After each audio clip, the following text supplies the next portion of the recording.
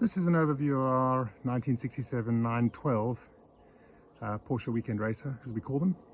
Very special car, a very difficult build, a very thorough build, but very special to me because she effectively serves as a bookend to the first 912 that we built as Dutchmann, which sits over here. We'll talk about that car separately, but let's touch on this one first. These two models, by the way, are 1 year apart. That's a 68 and this is a 67. We're going to talk about the merits of, or the differences between them, and which may or may not be better, to use a turn of phrase. So, this little car is, as I mentioned, very special. A 67, she still has her original 4-cylinder motor. In discussions with the client, who in fact shipped us over the donor body, as we call it, as to whether we should upgrade it to a larger capacity 2.8 3-litre motor. Was no, let's keep her at a 4-litre motor, 4-cylinder motor, I beg your pardon. That then will ensure a few things. One is she'll be a lot more unique than just another 912 that's been upgraded or resto modded, as it were. They're gaining in value significantly, and if we build her right, we can make her perform really, really well. So we decided to stick with the 4-cylinder motor.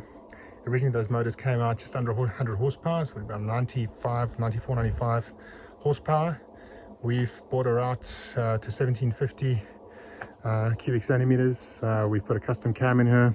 It's a fairly standard upgrade, but with the right kind of work, she gets to around 120 odd horsepower, and that's great because it's a very, you get a lot more out of these little motors.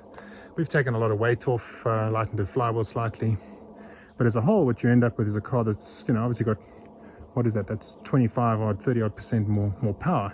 But we've also taken a lot of weight out of her. So there are carbon components, both the bonnet over there, the front bumper assembly, and then the rear engine Decklid are carbon. That's quite an important bit of weight saving in the right places. And part of the reason that we went carbon as well is just the original donor was just in such severely bad condition. We replaced a lot of the panels in steel, but we wanted to lose some weight, so we thought let's go carbon instead of steel in one or two key places. So I would guess we've taken about another 100 odd kilograms out of this car. There's also carbon seats, which we'll touch on. Added in 25% extra power, so she's certainly not your average 912. How does she drive, I guess is the question. But let's first talk about this little guy over here. So the younger sister, in fact, this is a 68. This is a 68 912 with exactly the same color scheme as obviously you will have noticed. Key difference is we've got 17-inch 964 Cup 1 wheels that we modify on a 4-axis lathe, 3-axis lathe. Here we've got 14-inch Fuchs with a whole lot of rubber, as she would have come out in the late 60s. This guy here has got a 2.7 uprated to 2.8 litre motor, PMO carbs, S-cams, 250 odd horsepower, goes like the clappers. But the difference between them in weight is quite significant. So the 912 would have come out originally at around 980 odd kilograms, which is already light. We've lost another 100 kilograms to be quite optimistic. So you're looking at a light car. This guy over here, so you're looking at about 120 kilograms heavier to start with. And all that weight sits right here in the back. So there's a bigger motor there, but you've now got a lot more weight to have to lug around. And that affects how these cars drive. The 911s, I don't need to try and sell you on how a 911 drives. They're wonderful to drive, but I think often the 912s are underrated in terms of how they drive. Take out the weight in the right places, as we've done, put a bit more power in. What you've got is a lightweight car that handles, look, I'm going to say this carefully, but by my experience, handles slightly better than a 911. That's why they were in fact quite popular in the rally circles in the late 60s. Obviously a little slower, and obviously there are limitations to what you can get out of a 4-cylinder motor. But please, if anybody or any of the Pride 912 owners out there that kind of come in and have these 911 kind of fans tell them that they've got second-rate, second-class citizen status, time to start off. 912s drive amazingly well, and if you build them right, I think they compare, if not as well, if not better. Certainly in today's terms, where classic cars aren't, in inverted commas, fast anyway. And any car that's fast is always going to be in inverted commas when electric takes over and destroys even the fastest combustion motors. So if you're after feeling and passion and drive and enjoyment as you whiz around the traffic at full tilt and you've got keeping her revs up, 912's nothing wrong. Another thing we did with this car is we upgraded the gearing. So we shortened the gears from 3rd, 4th and 5th. Tight gearing. That gearing in fact comes from a Sportomatic gearbox. Lightened her flywheel slightly, as I might have mentioned, put in more power, and bam, off she goes. Braking uprated up to in fact 76 Carrera brakes, just because we happen to have them in our workshop. Other than that, because of the sheer state of the donor when she came to us, absolutely everything on this car is new. We couldn't really restore much just because of the condition that the car was in when we got her. So we ended up literally having to rebuild everything. In terms of the interior, right, well, there we've kept all of her original components. Got a lovely wooden steering wheel, but a nice wooden dash. We'll talk about the seats in a second.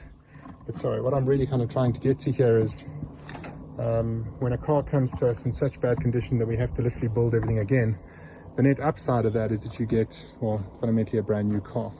Let's do the interior, shall we? And then we'll come out to the exterior. Okay, interior, another special, feature, if you want to call it that, becoming more popular on our cars, are the carbon seats. I just love the juxtaposition between an early car, 67, a wooden dash, and then you've got these carbon materials. Make it really quite special. These seats take a lot of weight out of the car. Once you've got yourself strapped into the 4 points, everything that comes with the car you're going to feel. And if it's enjoyment that you're after, as I said before, you're going to get it from a car like this. So a little lighter inside as well. The green dials, always worth pointing out. Look at those beauties. Look at those beauties. We'll pop her cigarette lighter back in once we ship her to the client. She's even got an old original wooden gear knob below, which obviously sits a totally rebuilt transmission with some tighter gears, as I mentioned. Her color, we've kept the color our signature Dutchman grey. Very special color for us, very difficult to mix. And the relationship that that grey has with our leather, that tan leather, the black and so on, for us is quite special. So, well, that's the inside of the car. Let's have a quick look at her motor, shall we? The 4-cylinder, as I mentioned, would have come out originally at around just over 90 odd horsepower. I think we've got up to around 120. We don't want to put her on a dyno too early. She's only done just over 100 Ks. But there she is. It's absolutely 100% everything new. Not because we always like to go to this level, but because we absolutely had to. If we built every car like this, I think we produce one car a year. Usually, obviously, we can just refurbish and put certain components back. This car needs to be built from scratch. She's got some lovely little kind of contemporary airboxes on her. Other than that, totally stock standard. Move the oil filter over there to the side just to loosen her up a bit. Got 1 or 2 more decals to put in. But look at that, such a simple little engine bay. Carbon Decklid, as I mentioned. Just want to have a look at some of the carbon details that we've got here. Oh, it's again just beautiful to see some of the detail, and again coming out of some South African craftsmen, which I believe globally are very much undervalued. Right, so there she is. Let's have a little look at her against this guy over here. More familiar the market might be with this car. The similarities are fairly simple. Same thing, this one's got a Nardi steering wheel, same dash setup. She happens to have a Hoyer dash clock, quite special, something which we quite enjoy. She's got tombstone seats, got her original door handles just because we could retain them and weight wasn't the most important thing for us. But this car has been up hill climbs, it's raced in the desert, it's done many thousands of Ks. She gets driven hard, and I can say that because I drive her hard, and she still performs like an absolute beaut. Bing, love that. The wheels, yes, those are our special 964. We put them on a 3-axis lathe. We take a bit of weight off a 964 wheel, 17-inch. Is she overwheeled?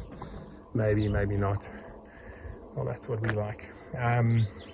We had to obviously shape the rear fender in steel to be able to accommodate that extra wheel, but you'll notice that both of these cars are still super narrow. A narrow car to me is a beautiful car. I'm not a big fan of widening these vehicles.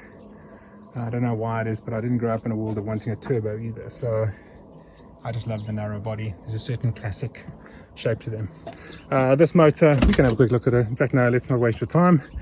It's just a 2.7 up to 2.8, very clean motor.